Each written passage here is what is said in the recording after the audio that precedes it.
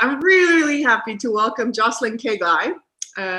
She's a woman I have a deep respect for, and I'm very lucky to call my friend.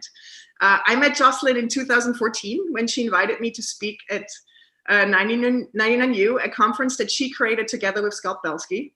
99U came out of Behance, which means that Jocelyn built a 99U, a startup inside a startup, which is crazy in itself. So 5 years ago, she left Behance and launched fearlessly into her own projects.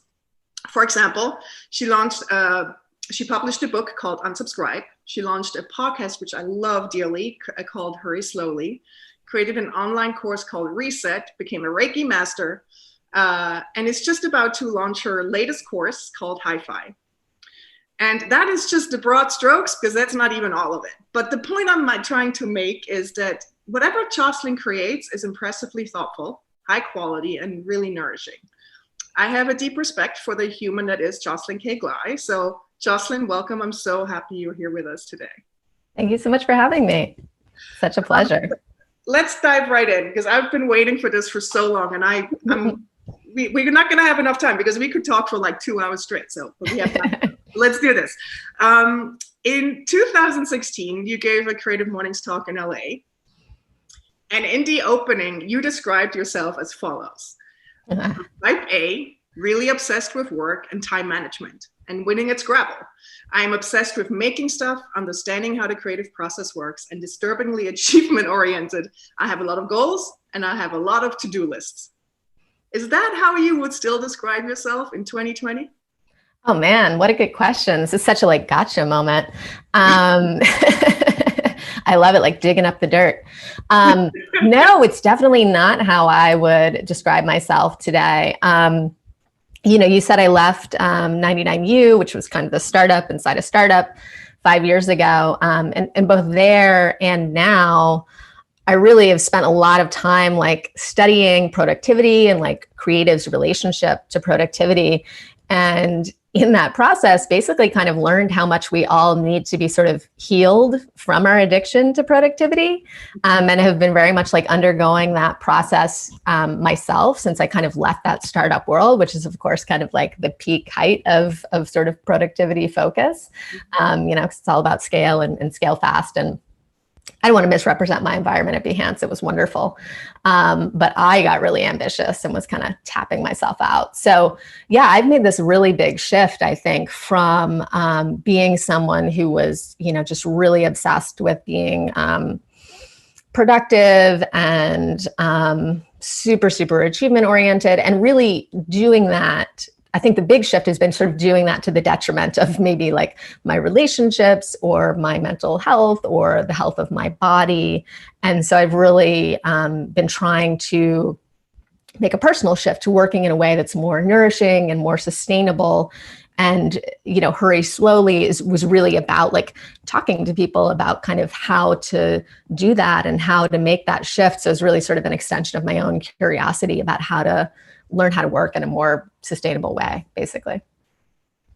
I mean, when I announced on my Instagram and on Twitter that you're going to be our guest this month, I got so many DMs of people literally gushing how much they admire you and how much they admire your work. So I'm sure they're all here right now. And the one thing that I was thinking, I am sure there's a lot of people tuning in right now that really admire sort of seeing your trajectory and having been able to, get out of the full-time job, working in a startup and making a living with your own projects. And you publish books, you have a course, and to be personally, I was really impressed by seeing you do that transition and the softening that comes with it, because you would think that starting your own businesses stresses you out even more, or the connotation that it has is you work nonstop and whatever, and you work hard. But having been your friend and seeing how you operate, it's been a really impressive transition to starting your own things, but also at the same time doing it in a very soft and flowy, gentle way, or at least that's how I perceive it. Can you maybe speak a bit to that? Because I'm sure a lot of people are right now really thinking about maybe transition moments in their lives, or maybe starting their own thing, sort of knowing what you know now 5 years in. like what's sort of the advice you would give anyone who's been in the place you were in 5 years ago and is toying with the idea of going on their own? Yeah. Well, I should first say by way of introduction, because I don't want to like not be totally real about this. Like definitely that transition for me somewhat came out of some privilege because I was part of a startup that was acquired. And so I had some financial benefit from that. And that financial benefit was huge in allowing me to be able to go out on my own. So I have to say that first, like there was definitely a lot of luck involved as well as hard work, but luck for sure. But I think what's so interesting, like I was just reflecting on this the other day. And to me, the biggest shift about working for yourself, the thing that's so crucial is just the ability to have autonomy over your own time. That's so powerful. It's something that I talk a lot about in my course Reset, like kind of how to align the way that you use your energy with, your natural circadian rhythms and things like that. So you can do the type of work that you want to do, like when it's sort of, in your body's spirit to do it. And so I think just that autonomy over your own time can be really, really powerful, and can allow you to shift to a different way of working without being interrupted by, these sort of meetings that you really aren't on board with, or people tapping you on the shoulder, whatever it is. Like that ability to structure your own day is so powerful. And for me, what that's allowed is to shift to just a much more organic way of working, as sort of flowy as you described it. I mean, one thing I talk about a lot in the podcast is this idea that like slowing down can actually make you more efficient, which sounds like incongruous. Like, what does that even mean? So I'll give you an example. Like when I used to write, when I was in the sort of mode that I described myself at the beginning of that Creative Mornings talk in 2016, when I was in this kind of pretty rigid type A kind of mode, I would really force myself to write, even when just when I was on deadline, I maybe wasn't inspired, I wasn't in the mood. And so I would write in this, kind of lockstep way. And then I would end up doing like tons and tons and tons of revisions. And now my writing process, and this is literally how, like, say I wrote the podcast that I published on Tuesday, which was about 30 minutes of me talking. I just waited until I felt really ready and really inspired and kind of marinated. And I sat down, and in 2 separate sittings, I wrote that episode out. I wrote it out on paper. I don't write at my computer. And then I typed it up so I could read it, because my own handwriting is not even really intelligible to me. And then I recorded it and it was done, right? So it's like this incredibly efficient process of writing with like very, very minimal revisions, but it's inefficient. And then I had to kind of wait and be like, well, let me see when I'm ready. And, and then in those intervals, I did things, I accomplished things, but I had to have that flexibility. And so I think particularly for creative people, to have that autonomy over how you structure your time can allow you to move into this like more organic way of working, which is much more powerful and much more efficient. But it takes a lot of practice to get there, right? So this is a shift. It took me about 5 years to get to this kind of thing where I can really kind of flow when I write. Mm-hmm. Well, which actually is exactly why we invited you to be today's guest on the theme of nature, because to me, it's like having seen you and your transformation, to me is like almost, well, besides also you moving into nature, which we can talk about as well. You actually moved out of the city. To me, it's also, and you mentioned that is something you think about. It's like, it's almost, you have reconnected with your own internal nature. Like, and that's what I mean. Like what you just described is like, you've become incredibly intuitive and just really listening to your sort of inner guidance. And we are both on a very spiritual path, which you have helped me on. And I think that's something that I see a lot more people opening up to. And I would really love to hear your thoughts on that, sort of how, if you look back to the Jocelyn in the startup world and the Jocelyn now, sort of where you're more listening to your own inner voice, how that has actually changed your life experience or the outlook on work, or just as a broad perspective. Yeah. I mean, as you know, and probably some people who listen to the podcast know, certainly a huge part of it was working with different healers, doing some plant medicine journeys. That was nothing in depth. I did 2 about 4 years apart. And that those experiences, to me, the way that they work is they allow you to just really, really zoom out and kind of get this perspective. And for me, that situation allowed me to see that allowed me to see what I could be without anxiety. And so one of the things that I just talked about in this podcast episode on Tuesday, which is really about anxiety versus intuition, which we're talking about, right? Intuition is that from this way that we work, this, kind of really like overworked, very self-critical, sometimes kind of creative, misaligned way of working, it kind of creates these like sort of layers of anxiety and critique that, in my opinion, really kind of cover over and sort of muffle the intuition. And so I think there's a lot of different layers to that in terms of reconnecting with the intuition. Part of it is what we just talked about, is kind of shifting the way that you work, I think, so you can work in a way that's natural to you, so it might, whatever, it could be like you're a night owl. And so like this 9 to 5 work schedule just like doesn't work for you, and you need to lean more into that. Just being one example of kind of, workflow in your workday. But beyond that, then there's also the level of like, I think internal self-talk is really, really powerful. And a lot of us have this I'm just speaking for myself, but I'm sure there's some people who can relate, like a very critical kind of driving sort of self-talk. Just that kind of, I need to, I should, I have to, right? And you kind of just like badger yourself sort of through the day with this like hectoring voice of productivity. And so part of it is, and this is something that we're really working on in the new course that I'm working with, Hi-Fi, is like really looking and observing and becoming aware of that voice and trying to make it more integrated. So you don't have this like externalized like disciplinarian, but it's more sort of integrated. And then I think just, working on the creative practice and also doing things like journaling, which is something else we're talking about in depth in the course, like engaging a regular conversation with that internal voice, so you can start to see when things are bubbling up because you kind of have recorded them. So I'll give you a very specific example. I just look back in my notes, and sometime around December or January, I wrote like something like, how can I combine like art and teaching and like healing, and like, is this something that can be done in a live event? And like, can we create a sort of sacred space with people? And I was thinking about these sort of different personas that I see within me, like an artist, a teacher, and a healer. Like, how do I combine those? And then when I kept looking back at it, I kept misreading it. And it was like, how can you combine art and technology and healing? And I was like, why am I misreading teaching as technology? Like, that's weird.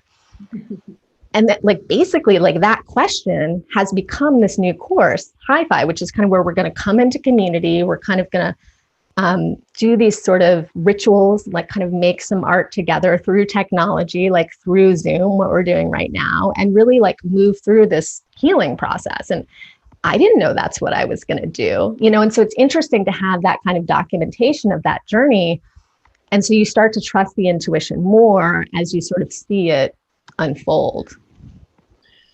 Well, I mean, the biggest problem is to trust that voice. I mean, we all have those voices in our head that say, maybe you should quit your job, or maybe you should, like, I feel like the hardest process is to actually really lean into it and eventually not just think it's a crazy idea, right? So yeah. Tell me a bit more about the courses, because I find it so interesting that you're teaching now. Like, this is a huge part of your life. And tell us a bit more about how that came about. Well, I'll tell you the real story of this, which will maybe be supportive of some people kind of making this transition themselves. So, as you know, I organized a lot of conferences in the past, and I love organizing conferences. I love creating experiences for people. And when I left, 99U left Behance, I was sort of still continuing to think about doing a conference. I love live events. I love, meeting people and bringing people together. And I was kind of working on this idea for a conference, and I had some things that like I wanted to say, and then I wanted to bring together like some healers, but then I was also like thinking about curating speakers, and but I just like couldn't, I don't know, I was like, I couldn't pull the trigger on it. Like, something about me was kind of like resistant to it. And like, as I was thinking about curating these speakers, like my heart wasn't totally in it. And so I just kind of sat on it. And then I was like, you know what? Like, I don't want to put anyone else on stage anymore. Like, I want to put myself on stage. And, that can sound really self-absorbed, but it was also like, for me, like a big step of confidence of just being like, you have something to say. Like, you don't have to just curate other people to say things, because that's what I was doing at the conference, very behind the scenes. Like, I would create a whole narrative, but I would kind of bring these other people on stage to sort of actualize that narrative. And so that was a big shift for me. And then kind of Reset, which was the first course, which I call kind of a cosmic tune-up for your workday, really flowed out of that. And so it took, these sort of really long amount of time that I'd taken studying productivity and creativity at my previous job at 99U, and then really brought kind of this new perspective that I had of sort of sustainability and a nourishing way of working to that. So it was kind of ended up being kind of a cool fusion of like using this past and then kind of bringing my own lens to it. So that's kind of how the first course evolved. As someone who was equally, I personally also have changed a lot in how I work. I used to get up in the morning on the computer, like literally like jumping out of bed. And I myself have had to learn like to become more of a flow, listen to my body, just take a moment. And I really do think of what the things you're teaching, and because of your past experience and because you've gone through the transition yourself, I think it's so important what you're teaching the world right now, like sort of this becoming more like listening more here. And so I'm just super grateful for all the work you do. And also like last year on your podcast, you called it yourself that you came out of the spiritual closet. I'm also really grateful for anyone who is in the business world or was in the business world, who is sort of becoming more open about sort of their own practices and in spirituality. So I'm super grateful you're leading the way there. What I would love to ask you is, because I'm sure this is on a lot of people's minds right now. I mean, I've already lost multiple friends to what's currently on in the world that have decided to move out of the city. You did that and you talk about this beautifully in one of your podcast episodes. You described how you followed your intuition to move out of the city, and you tell the whole story. But what I would love to know, and you did that last October, so before we knew this pandemic is going to hit, and you moved up to Woodstock. For those of you calling in, this is about 2.5 hours north of the city, and it's a beautiful small town, and you kind of live in the woods basically right now. So I would love to know from you, sort of, because I know a lot of people are probably wondering, should I move out of the city, and sort of what has that done to you as in a life quality, or how has that changed your perception of your everyday, or how you get work done? Like, I would just love your perspective as someone who has moved out of the city and the impact it had on your life. Yeah. I mean, for me, in some ways it was a major transition. In some ways it was less of a major than it might be for some people, because I was already working on my own, working from my home office. I was kind of doing that in the city. So in terms of, and spending quite a bit of time working on my own. So I didn't have that, shift. But it was still pretty huge. And I didn't know anyone up here. I was really worried about meeting people. And that's still a little bit of a challenge, not a great time to meet people right now. But I think what's so interesting about it, when I was thinking about making this move, or actually I think when I was in the midst of I talked to this tarot reader who I really like, and she was kind of talking about like, what she was sort of feeling and the energy of making this move. And she said that she felt like it was moving from pot to soil, like as a plant, which I thought was just like such a lovely, lovely metaphor, right? This idea that, when we're in the city, we're in this sort of more constricted space. There's just not as much room to kind of spread out and also to like really root down, right? Because typically, I mean, depending, but you're probably in a rental situation, like you're somewhere where you're maybe probably going to move at some time in the future.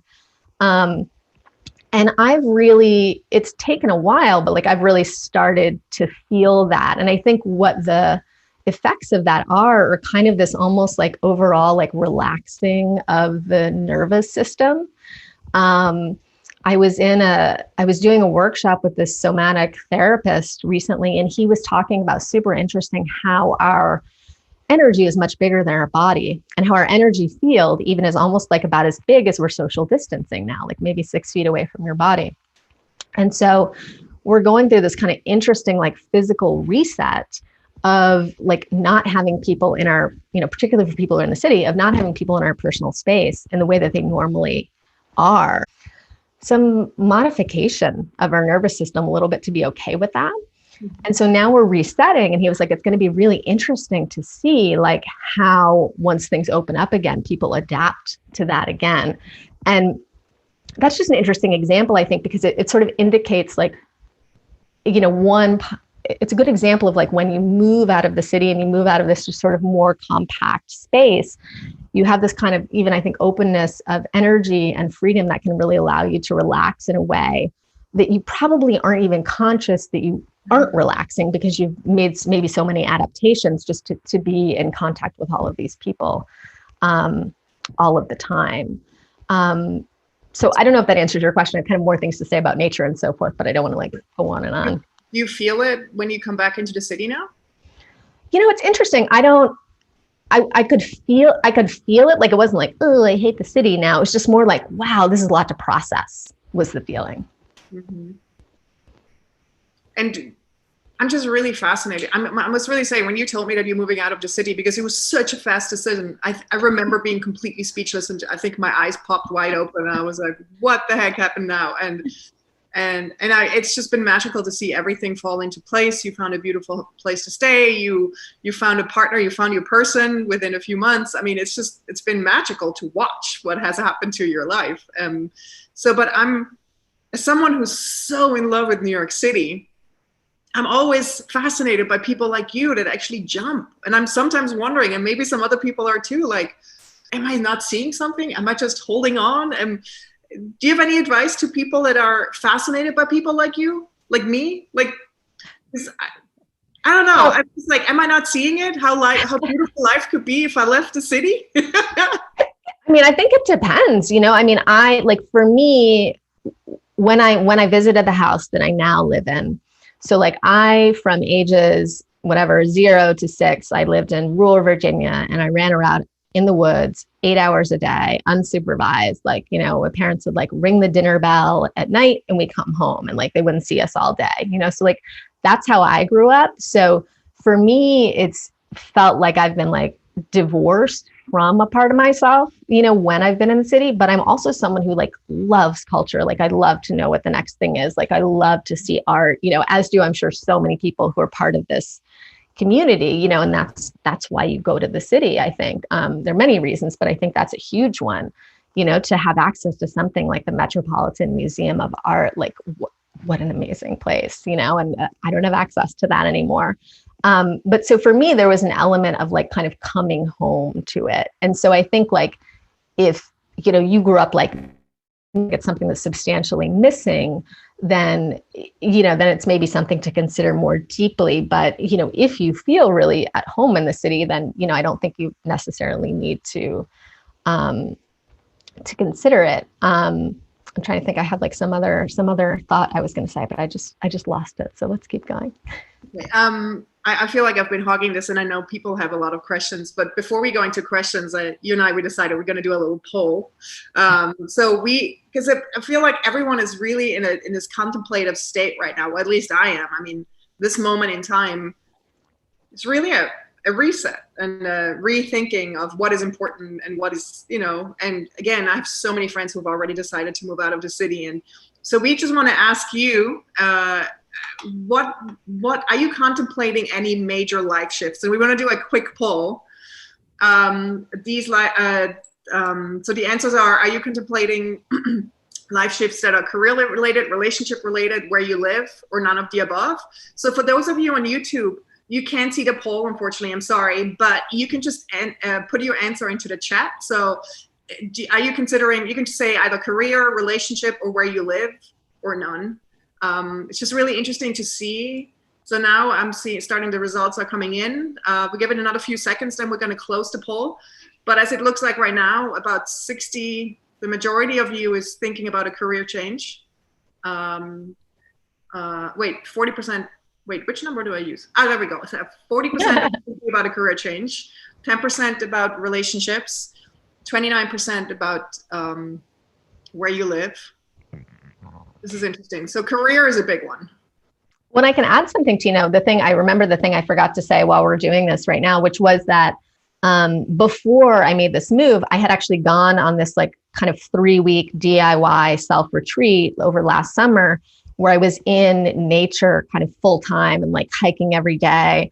And so that it wasn't intentional, it wasn't designed as this, but it became this sort of litmus test. Like, and I was like, oh, wow, like I love being in nature. I really need to reconnect with this. It's something that's really been missing from my life. And I think that probably planted the seed and maybe gave me a little bit more confidence to make that shift.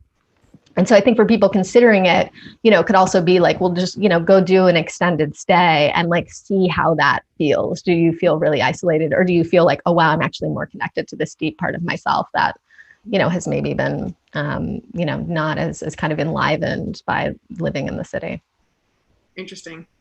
All right. So the poll results are back. Thank you for sharing that. Career is where most people are thinking about change. I guess there's a nuance there. The question is because you want to or because you have to, but thank you all for participating.